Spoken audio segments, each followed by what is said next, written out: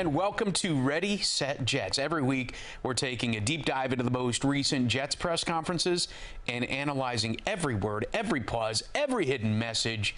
And for that, we turn to a 10-year NFL vet, former Jets quarterback, and analyst on Jets Late Night, Jay Fiedler. Jay, did you have a good Halloween, man? I had a great Halloween. My kids got some candy for me, and I was able to sugar up late at night.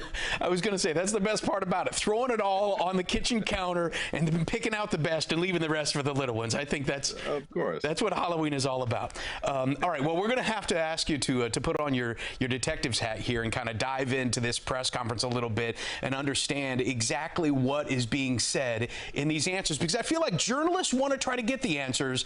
The idea for coaches and players is to try to not reveal as much as possible. So for a second year in a row, the Jets have been decimated by injuries in the offensive line. 3 offensive linemen are now on injured reserve as the line shuffle continues.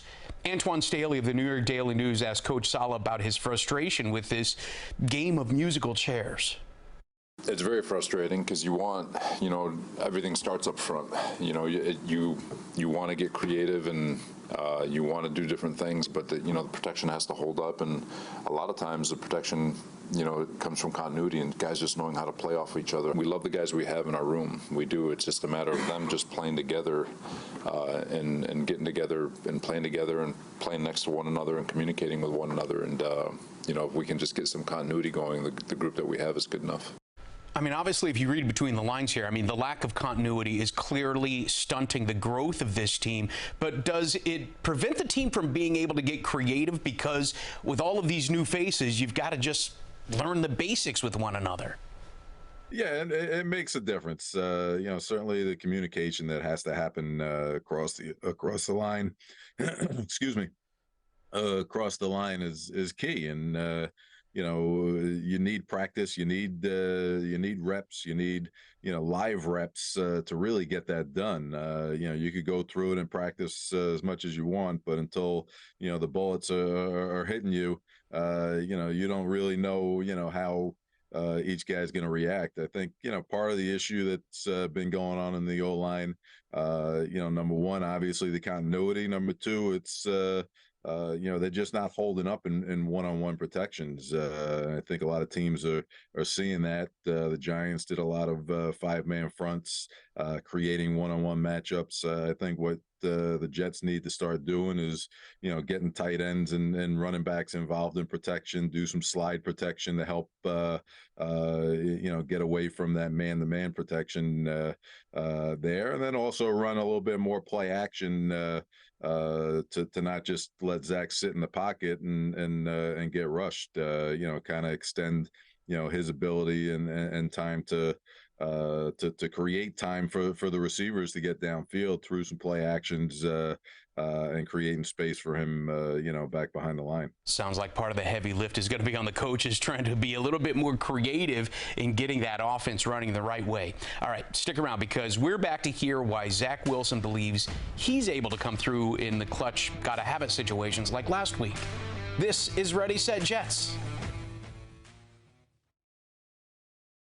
All right, did you know only one quarterback in the NFL has 3 fourth-quarter comebacks this year?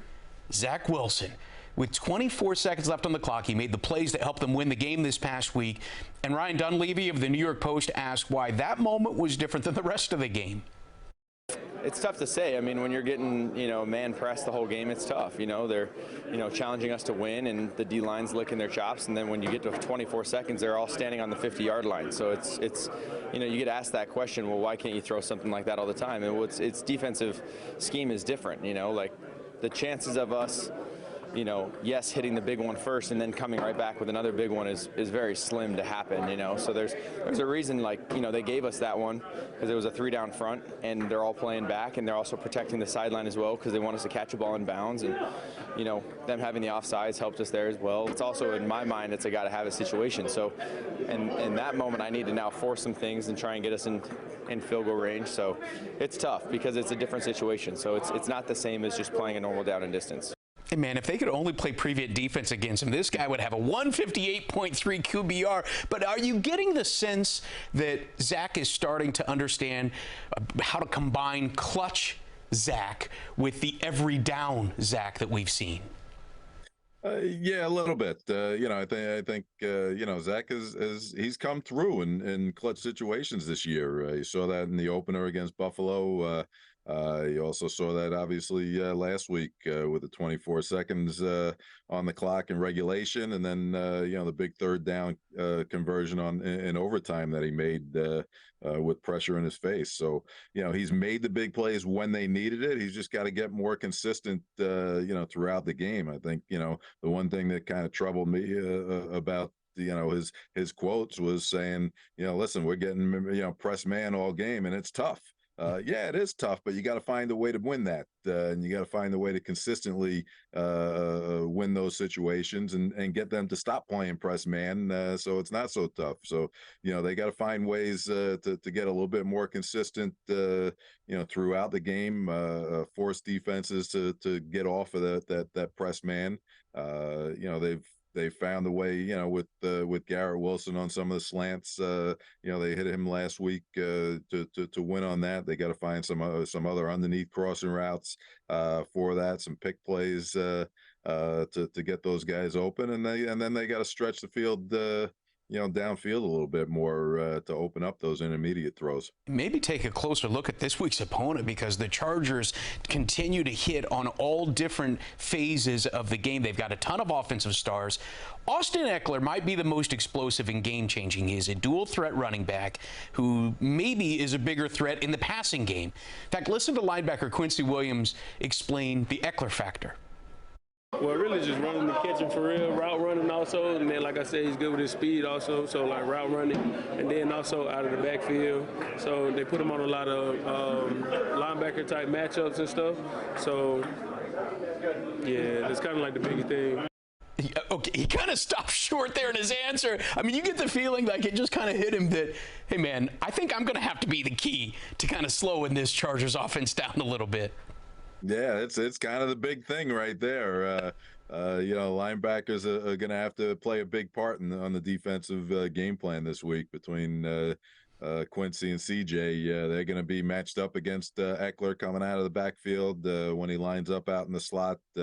He was injured a little bit early on in the season, missed a few games, came back, really hasn't had the production from the running game since he's been back. I think he's only averaging less than 3 yards, but last week he kind of broke out with a big game in the passing receiving. He had 7 or 8 receptions over 100 yards, or just close to 100 yards in that. And he's definitely a big threat coming out of the backfield or lining up in the slot. He's great in the open space, and that's where Quincy and CJ are at their best as well, playing defense in the open space. So it's going to be quite a matchup. Look, the Jets prioritize pass coverage linebackers for a reason, because of players like Eckler. This is a chance for them to shine. If there's one thing we know about Quincy, is he will take as many chances as possible. He might miss, but he will definitely give it his all on every single play. All right, the next question is, how can this offense speed up their turnaround? Hear from Coach next on Ready, Set, Jets. Welcome back to Ready, Set, Jets, where we break down the real messages in the Jets press conferences. The Jets' offensive struggles have certainly been well documented, but are they unresolvable? Connor Hughes of SNY asked if they're looking at the process to help speed up the offensive turnaround. You feel like it's close. There's, and I could give you the laundry list of excuses. There's no excuses, obviously. We like the process. We like the way our players go about it. We like the process at which we communicate from a coaching staff. We like the way things look on the field, excited about certain game plans and all that. And it's just a matter of putting our guys in the best position possible, executing, making the right calls.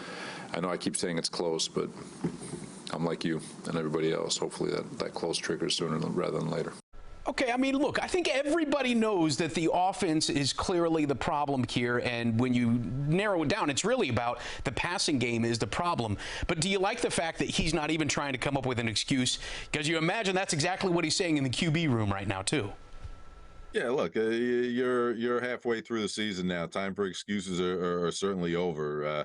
And they had justifiable excuses early on. The Aaron Rodgers injury, you're game planning a season, around him. All of a sudden he goes down, and you have to go, back to Zach and adjust your game plan to fit what he does best. You have your O-line issues. You played a tough schedule early on. You could look at that as some excuses as to why your offense hasn't played so well. But you're halfway through the season now, and you're in playoff hunt. You're in contention. You can't look at any excuses right now. You got to move forward. They had their bye week already, so they had a good chance to self-scout and make some adjustments through that. Let's see now if those adjustments that they made and those game planning situations can follow through and they start improving.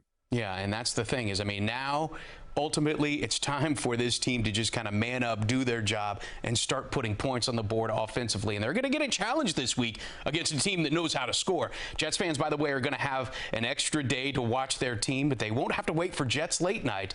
And that's because Jay will be joining me in studio on Sunday, breaking down a couple of plays from the Jets earlier this season. Otis Livingston has interviews with the players about the upcoming matchup with the Chargers. Jets late night Sunday after the late news. That'll do it for us. But again, we will be back next week for more Ready, Set, Jets. See you soon.